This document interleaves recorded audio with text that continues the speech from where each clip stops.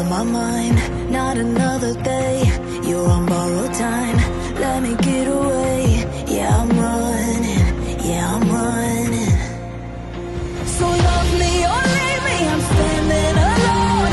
Can't shake a feeling that lives in my bones. Lie to me, tell me you wish that you could, but nothing you gave me is worth what you took. 'Cause baby, when I'm gone for good.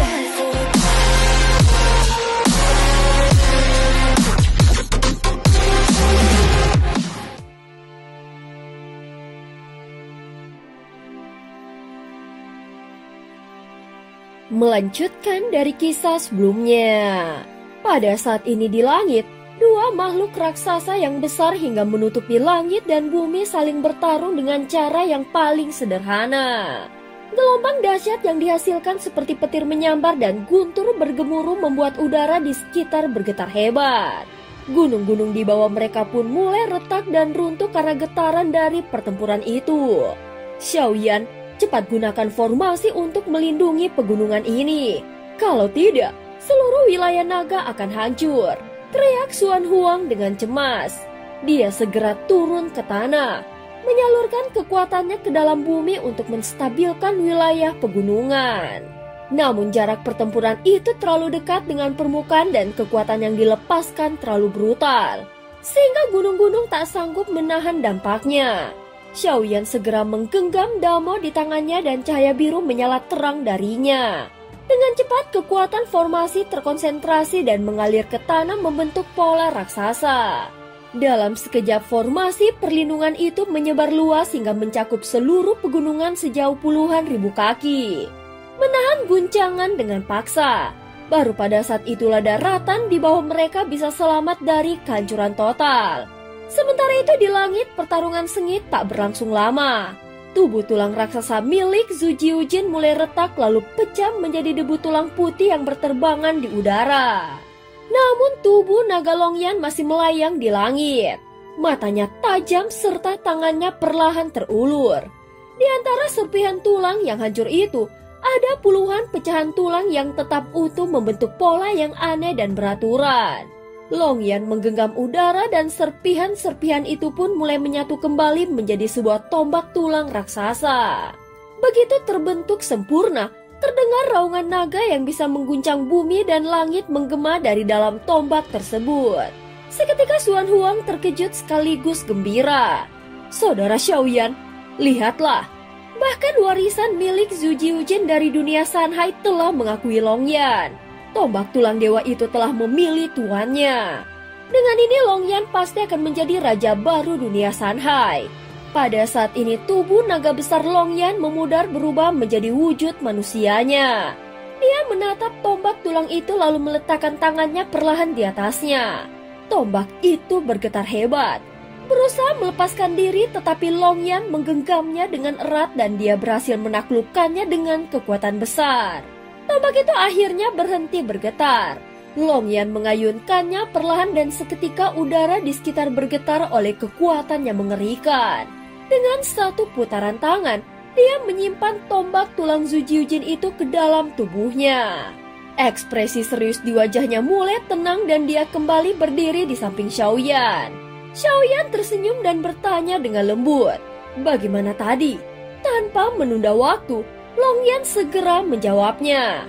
"Kekuatan warisan itu disegel. Dia memintaku membantunya menyelamatkan warisan itu dan akhirnya seluruh kekuatannya terkondasi menjadi tombak ini." Xuan Huang yang mendengar itu menatap dengan tajam. Kekuatan warisan segel? Apakah ada petunjuk lebih lanjut? Namun Longyan hanya menggelengkan kepalanya. Longyan tidak berbohong. Jika tahu dia pasti akan mengatakannya. Jika tidak tahu, dia tidak akan berpura-pura. Xiaoyan segera memandang Xuan Huang yang terakhir mengangguk pelan lalu berkata, "Bagaimanapun juga, warisan Zhu Jiujin tidak akan pernah meninggalkan dunia Sanhai. Cepat atau lambat dia akan muncul kembali." Kemudian Xuan Huang menatap Xiaoyan sambil tersenyum. "Baiklah saudara Xiaoyan, seperti yang telah kujanjikan padamu sebelumnya.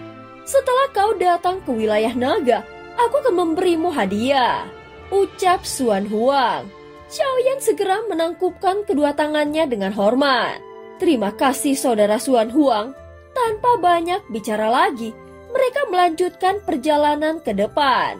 Wilayah naga terbentang luas dan luasnya bahkan sebanding dengan seluruh benua kecil. Dengan begitu besar dan megahnya tempat ini, maka cukup untuk menampung seluruh ras naga.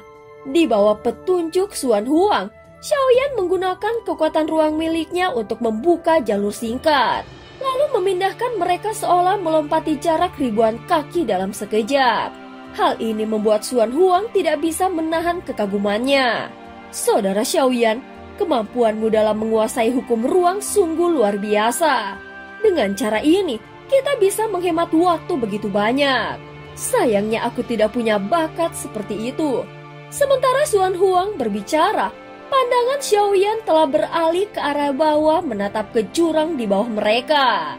Di sana terbentang daratan besar dan sungai hitam pekat seolah membelah dunia itu sendiri.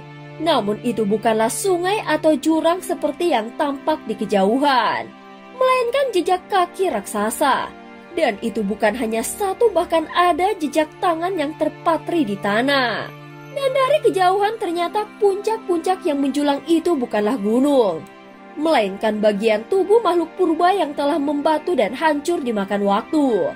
Jika diperhatikan lebih dekat, terlihat pecahan lautan purba yang telah kering dengan reruntuhan yang berserakan di mana-mana.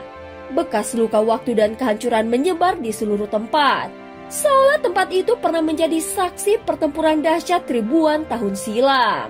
Xiaoyan mengamati pemandangan itu lalu bertanya, apakah dulu pernah terjadi pertempuran besar antara ras naga dan klan Yuanzhen di sini? Tanya Xiaoyan. Xuan Huang mengangguk dengan pelan. Benar, tapi itu sudah sangat lama sekali. Tempat ini adalah medan perang kuno dan dulunya lautan purba yang kering itu terbentuk dari pertarungan antara klan Yuanzhen dan ras naga. Setelah menarik nafas, dia melanjutkan dengan nada yang serius. Saudara Xiaoyan, ikuti aku. Kau akan bisa merasakan sendiri betapa mengerikannya pertempuran yang dulu terjadi di sini. Tak terhitung jumlahnya berapa banyak nyawa yang gugur di tempat ini. Dalam pertempuran itu, baik ras naga maupun klan Yuanzhen mengalami kerugian besar sehingga banyak ahli terkuat dari kedua belah pihak yang tewas di sini.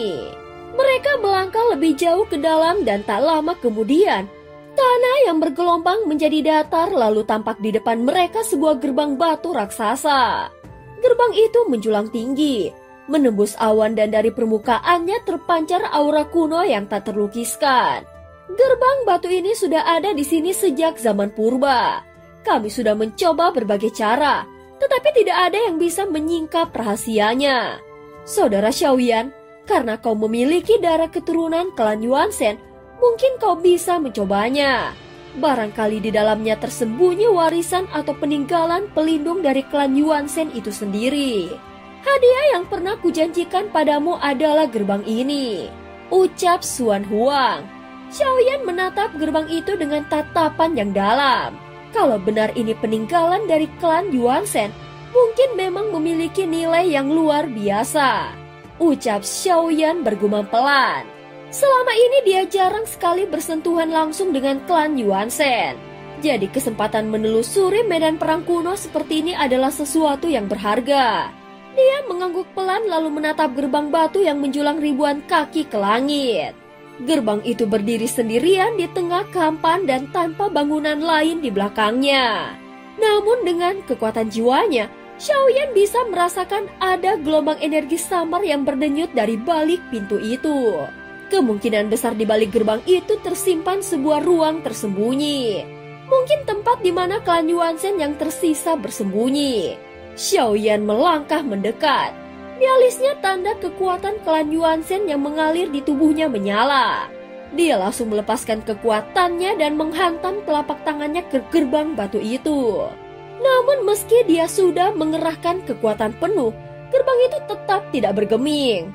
Melihat ini Xuan Huang menghela nafas sambil menggelengkan kepalanya. Sepertinya ini bukan hanya soal kekuatan. Ada semacam teknik atau rahasia tertentu yang dibutuhkan untuk membukanya. Tiba-tiba Raja Tianzang yang berdiri di sisi mereka berbicara dengan tenang. Menurutku bukan karena kurang teknik, tetapi karena kekuatanmu yang belum cukup. Ucapan itu membuat Xuan Huang sedikit tersentak dan wajahnya berubah. Perawakannya memang tinggi besar, namun dibandingkan dengan tubuh Raja Tianzang dia tampak kecil. Bagi ras naga yang terkenal dengan kekuatan fisiknya yang luar biasa, mendengar kata-kata seperti itu membuatnya agak canggung. Namun Raja Tianzang hanya tersenyum tipis dan menambahkan kata-katanya. Jangan salah paham. Aku tidak bermaksud merendahkan, tetapi melihat sisa-sisa medan perang ini, jelas sekali bahwa dalam pertempuran itu ras naga mengalami kekalahan telak. Klan Yuanzhen mungkin telah kehilangan satu ahli kuat, sementara ras naga tewas dalam jumlah yang tak terhitung jumlahnya. Xuan Huang terdiam sejenak lalu mengangguk perlahan. Iya, dari jejak pertempuran ini sepertinya begitu.